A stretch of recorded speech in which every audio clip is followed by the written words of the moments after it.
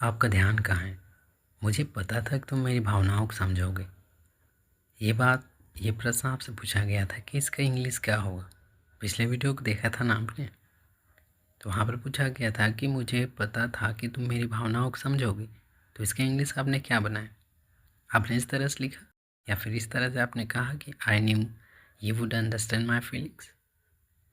I knew you would understand my feelings. क्या आपने इस तरह से बनाया था? इसी तरह से बनाएंगे आप।